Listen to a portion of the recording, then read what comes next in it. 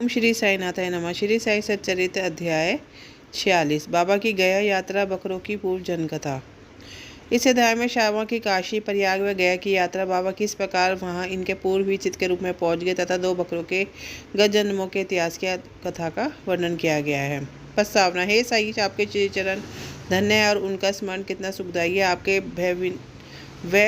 भय विनाशक स्वरूप का दर्शन भी धन्य है, जिसके फलस्वरूप कर्म बंधन छिन्न भिन्न हो जाता है। यद्यपि अब हमें आपके सगुण स्वरूप का दर्शन नहीं हो सकता, फिर भी यदि भक्तगण आपके श्री चरणों में श्रद्धा रखें तो आप उन्हें प्रत्यक्ष अनुभव दे दिया करते हैं।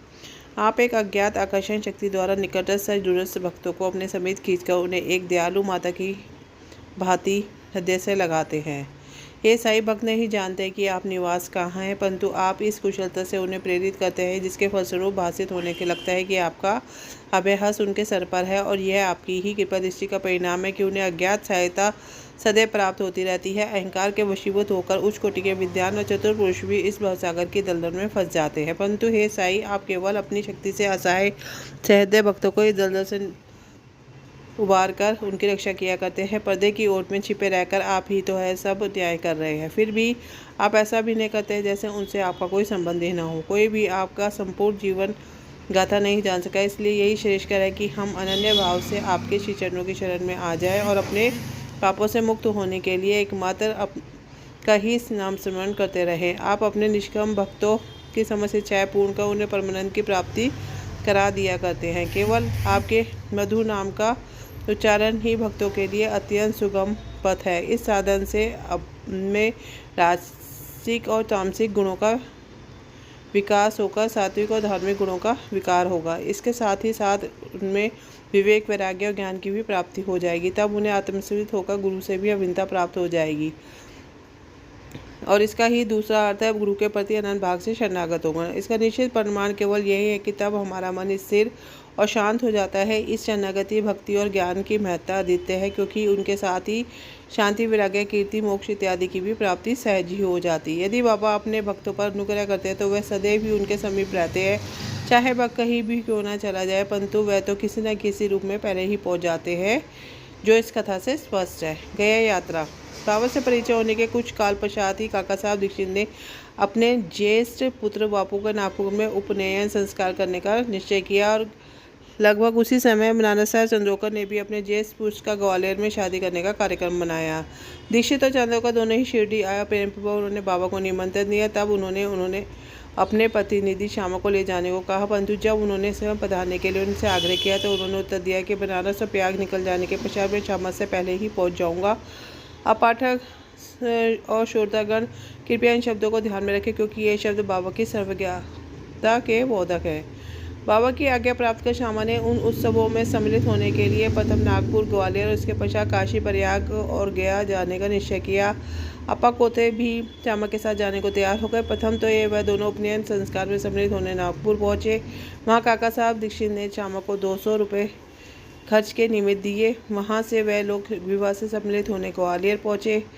वहाँ नाना साहब चंद्रकोर ने 200 रुपये और उनके संबंधी श्री जुठूर ने भी 100 रुपये श्यामा को भेंट दिए। फिर श्यामा काशी पहुँचे, जहाँ जठार ने लक्ष्मी नारायण जी के भव्य मंदिर में उनका उत्तम स्वागत किया। अयोध्या में जठार के व्यवस्थापक ने भी श्यामा का अच्छा स्वागत किया। श्यामा और कोते अयोध्या में 21 दिन तथा काशी में 2 मास ठहर कर फिर गया को रवाना हो गए। गया में प्लेग फैलने का समाचार सुन गाड़ी में रुककर इन लोगों को थोड़ी चिंता होने से लगी। फिर भी रात्रि में वह गया स्टेशन पर उतरे, एक धर्मशाला में आकर ठहरे। प्रातःकाल गया वाला पुजारी, जो यात्रियों के ठहरने और भोजन की व्यवस्था किया करता था, आया और कहने लगा कि सब यात्री तो परेशान कर चुके हैं, इसलिए आप भी शीघ्रता करें। श्यामा ने सहज ही उससे पूछा कि क्या गया में प्लेग फैला है। तब पुजारी ने कहा कि नहीं, आप निर्विघ्न मेरे यहाँ पधार कर वस्तु स्थिति का स्वयं अवलोकन कर ले। तब वह उसके साथ उसके मकान पर पहुँचे। उसका मकान क्या एक विशाल महल था, उसमें पर्याप्त यात्री विश्राम पा सकते थे। श्यामा को भी उसी स्थान पर ठहराया गया, जो उन्हें अत्यंत प्रिय लगा। बाबा का एक बड़ा चित्र, जो कि मकान के अग्रिम भाग के मध्य में लगा था, देखकर वे अति प्रसन्न हो गए। उनका हृदय भर आया। उन्हें बाबा के शब्दों की स्मृति हो गई कि मैं काशी और प्रयाग निकल जाने के पश्चात श्यामा से आगे ही पहुंच जाऊंगा। श्यामा की आंखों से अश्रु की धारा बहने लगी और उनके शरीर में रोमांच आया और कंठ रूठ गया और रोते रोते उनकी घिंगतियाँ बन गई। पुजारी ने श्यामा की ऐसी स्थिति देखी तो उसने सोचा कि यह व्यक्ति प्लेग की सूचना पर भयभीत होकर रुदन कर रहा है, परंतु श्यामा ने उसकी कल्पना के विपरीत ही प्रश्न किया कि यह बाबा का चित्र तुमने कहाँ से मिला। उसने उत्तर दिया, मेरे 200-300 दलाल मनमाड़ और पूर्वताम्र क्षेत्र में काम करते हैं तथा उस क्षेत्र में आने वाले यात्रियों की सुविधा का विशेष ध्यान रखते हैं। वहाँ शिरडी के साईं महाराज की कीर्ति मुझे सुनाई पड़ी। लगभग 12 वर्ष हुए मैंने स्वयं शिरडी जाकर बाबा के श्री दर्शन का लाभ उठाया था और वहीं श्यामा के घर में लगे हुए उनके चित्र से मैं आकर्षित हुआ था। तभी बाबा की आज्ञा से श्यामा ने जो चित्र मुझे भेंट किया वह वही चित्र है। श्यामा को पूर्ण प्रति जागृत हो गई कि जब गया वाले पुजारी को जब ये ज्ञात हुआ कि वह श्यामा है जिन्होंने मुझे इस चित्र द्वारा अनुग्रहित किया था, आज मेरे यहाँ अतिथि बनकर ठहरे, तो उनके आनंद की सीमा नहीं। दोनों बड़े प्रेम पूर्वक मिलकर हर्षित हुए। फिर पुजारी ने श्यामा का बादशाही ढंग से भव्य स्वागत किया। वह एक धनाढ़ व्यक्ति था। स्वयं डोली में श्यामा को हाथी पर बिठाकर खूब घुमाया और हर प्रकार की उनकी सुख सुविधा का ध्यान रखा। इस कथा ने सिद्ध कर दिया कि बाबा के वचन सत्य निकले। उनका अपने भक्तों पर कितना मोह था, और इसको तो छोड़ो, वह तो सब प्राणियों पर एक सा प्रेम किया करते थे और उन्हें अपना ही स्वरूप समझते थे। यह इस कथा से विदित हो जाएगा। 2 बकरे। एक बार जब बाबा लैंडी बाग से लौट रहे थे तो उन्होंने बकरों का एक झुंड आते देखा। उनमें से 2 बकरे अपनी ओर आकर्षित कर लिया। बाबा ने जाकर प्रेम से उनका शरीर अपने हाथ से थपथपाया, उन्हें 32 रुपये में खरीद लिया। बाबा का यह विचित्र व्यवहार देखकर भक्तों को इशारे और उन्होंने सोचा बाबा तो इस सौदे में ठगेगा। यह एक बकरे का मूल्य 3 से 4 रुपये से अधिक न था और वे 2 बकरों से अधिक 8 रुपये में प्राप्त हो सकते थे। उन्होंने बाबा को कोसना प्रारंभ कर दिया, परंतु बाबा शांत बैठे रहे।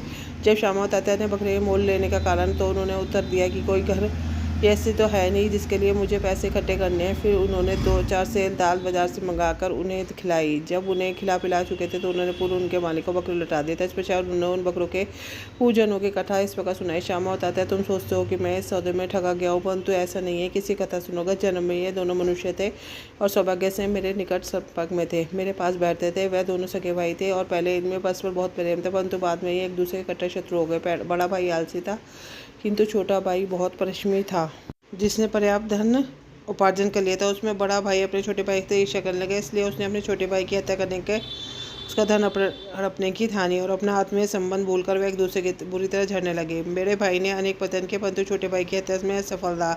तब वे एक दूसरे के प्राणघातक शत्रु बन गए। एक दिन बड़े भाई ने छोटे भाई के सर पर लाठी से प्रहार किया। तब बदले में छोटे भाई ने बड़े भाई के सर पर कुड़ारी चढ़ाई। परिणामस्वरूप वहीं दोनों की मृत्यु हो गई। फिर अपने कर्मोनुसार दोनों बकरे की योनि को प्राप्त हो गए। जैसे ही वे मेरे सभी से निकले तो मुझे उनके पूर्व इतिहास का स्मरण हो गया और मुझे दया आ गई, इसलिए मैंने उन्हें कुछ खिलाने पिलाने तथा सुख देने का विचार किया। यही कारण है कि मैंने इसके लिए जो पैसे खर्च किए तुम्हें महंगे प्रतीत हुए। तुम लोगों को यह लेन देन अच्छा नहीं लगा, इसलिए मैंने उन बकरों को गडेरिए को वापस कर दिया। सचमुच बकरे जैसे सामान्य प्राणियों के लिए भी बाबा का बेहद प्रेम था। इसी के साथ साई सच्चरित का 46वां अध्याय पूर्ण होता है। श्री सद्गुरु साईनाथ अर्पणमस्तु। शुभम भवतु। ओम साईनाथाय नमः।